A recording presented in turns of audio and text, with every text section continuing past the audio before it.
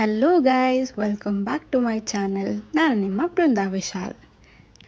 So ನಾನು ದೇವಸ್ಥಾನದ ಪಾರ್ಕಿಂಗಿಂದನೇ ವ್ಲಾಗ್ ಸ್ಟಾರ್ಟ್ ಮಾಡ್ತಾಯಿದ್ದೀನಿ. ಡ್ರೈವ್ ಮಾಡ್ತಿದ್ದರಿಂದ ನಾನು ವ್ಲಾಗ್ ಮಾಡೋಕ್ಕಾಗಿಲ್ಲ ಅಥವಾ ಏನೂ ರೆಕಾರ್ಡ್ ಮಾಡೋಕ್ಕಾಗಿಲ್ಲ. ಸೇಫ್ಟಿ ಪ್ರಿಕಾಷನ್ಸ್ ಅಲ್ವಾ. ನಾವು ಬ್ಯಾಂಗ್ಳೂರಿಂದ ಹೊರಟಿದ್ದು ಸುಮಾರು 6:30 ಇಂದ ಹೊರಟಿದ್ದು. ಬರ್ತಾ ಆನ್ ದ ವೇ ಬಿಡದಿಯಲ್ಲಿ ಟಿಫನ್ ಮಾಡಿಕೊಂಡು ಅಲ್ಲಿಂದ ನಾವು ಡೈರೆಕ್ಟಾಗಿ ಬಂದಿದ್ದೆ ಇಲ್ಲಿ ಚಾಮುಂಡೇಶ್ವರಿ ದೇವಸ್ಥಾನ. ಇದಿರೋದು ಚನ್ನಪಟ್ಟಣ ಗೌಡ್ಗೆರೆ ಹತ್ರ. ಸೊ ನಾವು ಅಲ್ಲಿಂದ ಇಲ್ಲಿಗೆ ರೀಚ್ ಆಗೋಕ್ಕೆ ಆಲ್ಮೋಸ್ಟ್ 9:30 ಆಗಿತ್ತು. 9:30 ತುಂಬ ಜನ ಇದ್ದರು. ಇಲ್ಲಿ ಕಟ್ಟಿರೋ ಕಾಯಿಗಳೆಲ್ಲ ಹರಕೆಗೆ ಕಟ್ಟಿರೋ ಕಾಯಿಗಳು. ಇಲ್ಲಿ ಗಣೇಶನ ದರ್ಶನ ಮಾಡ್ಕೊಂಡು ಮುಂದಕ್ಕೆ ಶಿವನ ದರ್ಶನ ಮಾಡ್ಕೊಳ್ಳೋಣ. ಒಳಗಡೆ ಫೋಟೋಸ್ ವಿಡಿಯೋಸ್ಗೇನು ಅಲೌ ಮಾಡಲ್ಲ. ಸೊ ಕ್ಯಾಮ್ರಾ ರೆಸ್ಟ್ರಿಕ್ಷನ್ಸ್ ಇರೋದ್ರಿಂದ ನಾನು ಒಳಗಡೆ ಏನೂ ವಿಡಿಯೋ ಮಾಡೋಕ್ಕೆ ಹೋಗಲಿಲ್ಲ. ಹೊರಗಡೆ ಬರ್ತಾ ಇಲ್ಲಿ ಎಲ್ಲರೂ ನಿಂತ್ಕೊಂಡು ದೇವ್ರಿಗೆ ಕಾಯಿನ್ ಅನ್ಸೋದು ನೋಡ್ತಿದ್ದೆ. ಏನು ಅಂತ ಕೇಳಿದಾಗ ಏನಾದರೂ ಹರಕೆ ಮಾಡಿಕೊಂಡು ಇಲ್ಲಿ ಕಾಯಿನ್ ಅಂತಿ, ಆ ಕಾಯಿನ್ ಏನಾದರೂ ಅಲ್ಲಿ ಅಂಟ್ಕೊಳೋ ಥರ ಇದ್ದರೆ ಅದು ನೆರವೇರುತ್ತೆ ಅಂತ ಎಲ್ಲರೂ ಇದನ್ನು ಮಾಡ್ತಿದ್ರು. ಅಲ್ಲಿಂದ ಕಾಯಿ ಕಟ್ಟಬೇಕು ನಾವು ಅಂತ ಹೇಳಿ ಇಲ್ಲಿ ಟಿಕೆಟ್ ತೊಗೊಂಡು ಕಾಯಿ ಕೊಡೋ ಹತ್ರ ಹೋಗ್ತಿದ್ವಿ. ಮೊದಲು ಏನಂದರೆ ಅಲ್ಲಿ ವಿಗ್ರಹ ಹತ್ರನೇ ಕಾಯಿ ಕೊಡೋರು. ಚಾಮುಂಡೇಶ್ವರಿ ವಿಗ್ರಹ ಏನು ಕಾಣ್ತಿದೆ ಅಲ್ಲೇ ಕಾಯಿ ಕೊಡೋರು. ಬಟ್ ಇವಾಗ ಸ್ವಲ್ಪ ಚೇಂಜ್ ಮಾಡಿದ್ದಾರೆ. ಜನ ಜಾಸ್ತಿ ಆಗಿರೋದ್ರಿಂದ ಕಾಯಿಗಳೆಲ್ಲ ಒಂದು ಜಾಗದಲ್ಲಿ ಕೊಡ್ತಾರೆ, ಟಿಕೆಟ್ ಒಂದು ಜಾಗದಲ್ಲಿ ಕೊಡ್ತಾರೆ. ಸೊ ನಾನು ಟಿಕೆಟ್ ತೊಗೊಂಡು ಕಾಯಿ ತೊಗೊಳ್ಳೋಣ ಅಂತ ಅದರ ಹತ್ರ ಹೋಗ್ತಾಯಿದ್ದೀನಿ. ಆ್ಯಂಡ್ ನಾವು ಹೋಗಿದ್ದು ಗುರುವಾರ ಆಗಿದ್ದರಿಂದ ಅಷ್ಟೊಂದೇನು ರಶ್ ಇರಲಿಲ್ಲ, ಬಟ್ ಜನ ಇದ್ದರು. ಆದರೆ ನೀವು ಶುಕ್ರವಾರ, ಮಂಗಳವಾರ ಮತ್ತು ಭಾನುವಾರ ಹೋಗ್ತೀನಿ ಅಂದರೆ ತುಂಬ ಜನ ಇರ್ತಾರೆ. ಪ್ಲ್ಯಾನ್ ಮಾಡ್ಕೊಂಡು ಹೋಗಿ. ಇಲ್ಲಿ ತೆಂಗಿನಕಾಯಿ ತೋಟದಲ್ಲೇ ಕಾಯಿಗಳೆಲ್ಲ ಕಿತ್ತು ಹಾಕಿದ್ರು, ಅಲ್ಲೇ ಕಾಯಿ ಕೊಡ್ತಿದ್ರು. ಸರಿ ಇಸ್ಕೊಳ್ಳೋಣ ಅಂತ ನೋಡಿದಾಗ ತೆಂಗಿನಕಾಯಿ ರಾಶಿನೇ ಹಾಕ್ಕೊಂಡಿದ್ರು. ಆ ಕಾಯಿಗಳು ಕಟ್ಟಿರೋದು ನೋಡಿ ಅನ್ಕೋಬೋದು ಎಷ್ಟು ಜನ ಇಲ್ಲಿ ದರ್ಶನಕ್ಕೆ ಬರ್ತಾರೆ, ತಾಯಿ ಮಹಿಮೆ ಎಷ್ಟಿದೆ ಅಂತ. ಜನ ಏನಿರಲಿಲ್ಲ, ಸೊ ಹಾಗೆ ಕ್ಯೂ ಏನಿರಲಿಲ್ಲ. ನಾರ್ಮಲಾಗೆ ನಡ್ಕೊಂಡು ಹೋಗಿ ನಾನು ಕಾಯಿ ತೊಗೊಬಂದೆ. ಇತ್ತೀಚೆಗೆ ತುಂಬಾ ಫೇಮಸ್ ಆಗಿದೆ ಈ ದೇವಸ್ಥಾನ ಅಂತೂ. ಸೊ ನಾವು ಬರ್ತಿರೋದು ಸೆಕೆಂಡ್ ಟೈಮ್. ನಮ್ಮ ಅತ್ತೆ ಮಾವವ್ರದ್ದು 30th ಆ್ಯನಿವರ್ಸರಿ ಆಗೋದ್ರಿಂದ ಎಲ್ಲಾದರೂ ಹೋಗೋಣ ಅಂತ ಪ್ಲ್ಯಾನ್ ಮಾಡಿಕೊಂಡಾಗ ಸರಿ ಆಯಿತು. ನಮ್ಮ ಮನೆ ದೇವರು ಮೂಲ ಇರೋದು ನಂಜನಗೂಡು, ಅಲ್ಲಿಗೆ ಹೋಗೋಣ ಅಂತ ಅಂದ್ಕೊಂಡಾಗ ಆನ್ ದ ವೇ ಇನ್ನೂ ದೇವಸ್ಥಾನಗಳಿದಾವಲ್ಲ, ಹಾಗೆ ಎಲ್ಲ ದೇವಸ್ಥಾನಗಳು ನೋಡ್ಕೊಂಡು ಹೋಗೋಣ ಅಂತ. ನೋಡಿ ಎಷ್ಟು ಹರಕೆ ಕಾಯಿಗಳು ಕಟ್ಟಿದ್ದಾರೆ ಅಂತ. ಸುತ್ತಮುತ್ತ ನೋಡಿದ್ರೆ ಎಲ್ಲ ಕಡೆ ಅದೇ ಹರಕೆ ಕಾಯಿಗಳೇ ಕಾಣಿಸುತ್ತೆ. ಇಲ್ಲಿ ದರ್ಶನ ಮಾಡ್ಕೊಂಡು ನಾವು ಕಾಯಿ ಕಟ್ಟೋಣ ಅಂತ ಹರಕೆ ಕಾಯಿ ಕಟ್ತಿದ್ದೀರಿ. ಹಾಗೆ ಇಲ್ಲೊಂದು ಉಪ್ಪಿನ ರಾಶಿ ಹಾಕಿದ್ರು. ಸೊ ಅದನ್ನೇನು ಅಂತ ಕೇಳಿದಾಗ ಹರಕೆ ಆಗಿರೋರೆಲ್ಲ ಕಾಣಿಕೆ ಆಗಿ ಉಪ್ಪನ್ನು ತೊಟ್ಬಿಟ್ಟು ಅದಕ್ಕೆ ಪೂಜೆ ಮಾಡಿ ಹೋಗ್ತಾರೆ ಇಲ್ಲಿ. ಸೊ ಹಾಗೆ ಮ್ಯೂಸಿಯಂ ಕೂಡ ಹೋಗೋಣ ಅಂತ ಹೋದ್ವಿ. ನಮ್ಮದು ಕಂಪ್ಲೀಟ್ ಹಿಸ್ಟ್ರಿ ಈ ಮ್ಯೂಸಿಯಮಲ್ಲಿದೆ. ಅಂದರೆ ಭಾರತದ್ದು ಏನೇನು ಹಿಸ್ಟ್ರಿ ಇದೆ, ನದಿಗಳಾಗಿರ್ಬೋದು, ಲಿಂಗಗಳಾಗಿರ್ಬೋದು, ಅಥವಾ ನಮ್ಮ ಚಂದ್ರಯಾನ ನೋಡಿ ಇಲ್ಲಿ ಅದನ್ನು ಕೂಡ ಡಿಸ್ಪ್ಲೇ ಮಾಡಿದ್ದಾರೆ. ತುಂಬಾ ವಿಭಿನ್ನವಾಗಿ ನಮ್ಮ ಹಳೆಯ ಕಾಲದ ಹಳ್ಳಿ ಶೈಲಿಗಳನ್ನ ನೋಡ್ಬೋದು ನೀವು. ಹಾಗೆ ಮಕ್ಕಳನ್ನ ಕರ್ಕೊಬಂದರೆ ಅವ್ರಿಗೆ ನಮ್ಮ ಹಳೆಯ ಕಾಲದಲ್ಲಿ ಏನೇನಿತ್ತು ಅದನ್ನೆಲ್ಲ ತೋರಿಸ್ಬೋದು. ಖಂಡಿತ ನಾವು ಕೂಡ ನೋಡಿರಲ್ಲ, ಅಷ್ಟು ಹಳೆಯ ಕಾಲದೆಲ್ಲ ಇದೆ ನೋಡಿ. ಇಲ್ಲಿ ಬಳೆ ತೊಡಿಸೋರಾಗಿರ್ಬೋದು, ಅಥವಾ ಇಲ್ಲಿ ಇನ್ನೇನಂತ ನಾವೀಗ ಲೂಡೋ ಅಂತ ಕರಿತೀವಿ ಅದು, ಮತ್ತು ಕುರಿಗಳನ್ನ ಸಾಕಿ ಅದರಿಂದ ಉಲ್ಲನ್ ತೆಗೆಯೋದು. ಸೊ ಹೀಗೆ ತುಂಬಾ ಚೆನ್ನಾಗಿ ಮಾಡಿದ್ದಾರೆ. ಸೊ ಈ ಮ್ಯೂಸಿಯಮ್ದೇ ಸಪ್ರೇಟ್ ವಿಡಿಯೋ ಬೇಕು ಅಂದರೆ ನನಗೆ ಕಮೆಂಟ್ ಮಾಡಿ, ನಾನು ಮ್ಯೂಸಿಯಮ್ದೇ ಕಂಪ್ಲೀಟ್ ಸಪ್ರೇಟ್ ವಿಡಿಯೋ ಮಾಡ್ತೀನಿ. ಸೊ ಅದಾಗಿದೆ. ನಾವು ಮುಗಿಸ್ಕೊಂಡು ಪ್ರಸಾದ ತಿನ್ನೋಣ ಅಂತ ಪ್ರಸಾದ ತೊಗೊಂಡು ಅಲ್ಲಿಂದ ನಾವು ಹೊರಟ್ವಿ.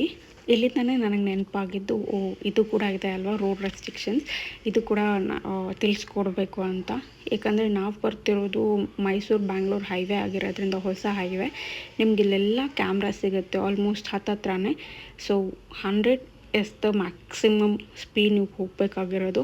ಅದನ್ನು ಬಿಟ್ಟು ಒಂದು ಸ್ವಲ್ಪ ಜಾಸ್ತಿ ಆದ್ರೂ ನಿಮ್ಗೆ ಅಲ್ಲಿ ಫೈನ್ ಬೀಳೋ ಚಾನ್ಸಸ್ ತುಂಬಾ ಇದೆ. ಸೊ ಆ ಮಿಸ್ಟೇಕ್ ಮಾಡಿಬಿಡಿ. ಆಲ್ಸೋ ನಮ್ಮ ಸೇಫ್ಟಿ ಪರ್ಪಸ್ಗೆ ಅಂತಲೇ ಮಾಡಿರೋದು, ಅದನ್ನು ಫಾಲೋ ಮಾಡಿ ದಯವಿಟ್ಟು. ಚನ್ನಪಟ್ಟಣದಲ್ಲಿ ದರ್ಶನ ಮುಗಿಸ್ಕೊಂಡು ನೆಕ್ಸ್ಟು ನಾವು ಹೊರಟಿದ್ದೆ ಶ್ರೀರಂಗಪಟ್ಟಣದಲ್ಲಿರೋ ನಿಮಿಷಾಂಬ ದೇವಸ್ಥಾನಕ್ಕೆ. ಈ ರೋಡ್ ಸೀನ್ರಿ ನೋಡಬೇಕಾದ್ರೆ ನನಗೊಂದು ಪ್ರಾಬ್ಲಮ್ ನೆನಪಾಯಿತು. ಏನಂದರೆ ನಾವು ಹೋಗೋ ಡೆಸ್ಟಿನೇಷನ್ ಇಂಪಾರ್ಟೆಂಟ್ ಅಲ್ಲ, ನಾವು ಮಾಡೋ ಜರ್ನಿ ಇಂಪಾರ್ಟೆಂಟ್ ಅಂತ. ಅದು ನಿಜವಾಗ್ಲೂ ಹೌದು. ನೋಡಿ ಎಷ್ಟು ಚೆನ್ನಾಗಿದೆ ಆ ಸೀನರಿನೇ ಎಷ್ಟು ಚೆನ್ನಾಗಿದೆ ನೋಡಿ. ಮರ, ಗಿಡ, ನೀರು, ಬ್ರಿಡ್ಜು, ಆ ಬ್ರಿಡ್ಜಿಂದ ಕಾಣಿಸೋ ಸೀನರಿ, ಅದ್ರ ಮುಂದಿರೋ ದೇವಸ್ಥಾನ ತುಂಬಾ ಚೆನ್ನಾಗಿತ್ತು. ನಾನಂತೂ ತುಂಬಾ ಎಂಜಾಯ್ ಮಾಡ್ತೀನಿ ಟ್ರಾವೆಲ್ ಮಾಡೋದನ್ನು. ದೇವಸ್ಥಾನಕ್ಕೆ ರೀಚ್ ಆಗಿ ಅಲ್ಲಿ ಕಾಲು ತೊಳೆಯೋಣ ಅಂತ ಹೋದಾಗ ಹೊಳೆಯಲ್ಲಿ ಮೀನುಗಳನ್ನ ನೋಡಿ ನಮ್ಮತ್ತೆ ಮೀನುಗಳ ಕಡಲೆ ಪುರಿ ಹಾಕ್ತಿದ್ರು. ಹಾಗೆ ಕಾಲು ತೊಳ್ಕೊಂಡು ಸ್ವಲ್ಪ ಹೊತ್ತು ಕೂತ್ಕೊಳ್ಳೋಣ ಅಂತ ಕಾಲೆಲ್ಲ ಕೈಕಾಲೆಲ್ಲ ತೊಳ್ಕೊಂಡು ಅಲ್ಲೇ ಒಂದು ಸ್ವಲ್ಪ ಹೊತ್ತು ಕೂತ್ಕೊಂಡ್ವಿ.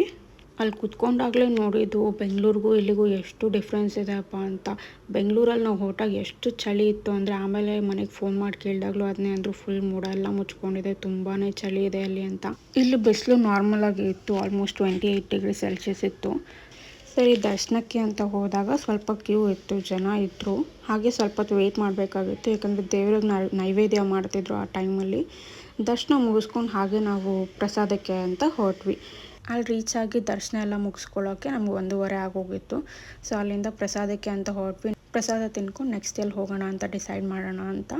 ಸೊ ಇಲ್ಲಿನ ಪ್ರಸಾದ ಮಾತ್ರ ತುಂಬಾ ಚೆನ್ನಾಗಿತ್ತು. ಪಾಯಸ, ಮೊಸರನ್ನ, ಅನ್ನ, ಸಾಂಬಾರು, ರಸಮ್ ಮತ್ತು ಮಜ್ಜಿಗೆ.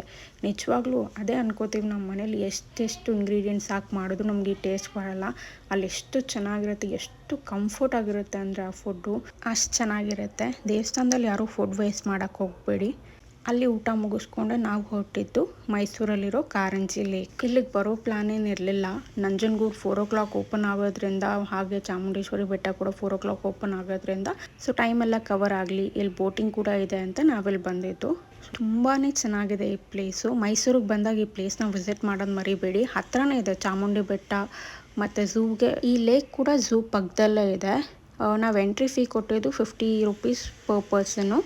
ಸೊ ನೀವು ಇದರಲ್ಲಿ ಕಾಂಬೋ ಕೂಡ ಸಿಗುತ್ತೆ, ಅದನ್ನು ಕೂಡ ತೊಗೋಬೋದು ಝೂ ಮತ್ತು ಲೇಕ್ಗೆ ಅಂತ.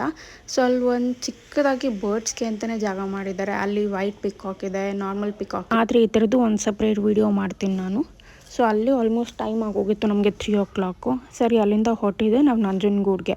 ಯಾಕಂದರೆ ನಮಗೆ 4 o'clock ನಂಜನಗೂಡು ಕೂಡ ಓಪನ್ ಆಗುತ್ತೆ, ಮತ್ತು 4 o'clock ನಮಗೆ ಇದು ಕೂಡ ಚಾಮುಂಡಿ ಬೆಟ್ಟ ಕೂಡ ಓಪನ್ ಆಗುತ್ತೆ.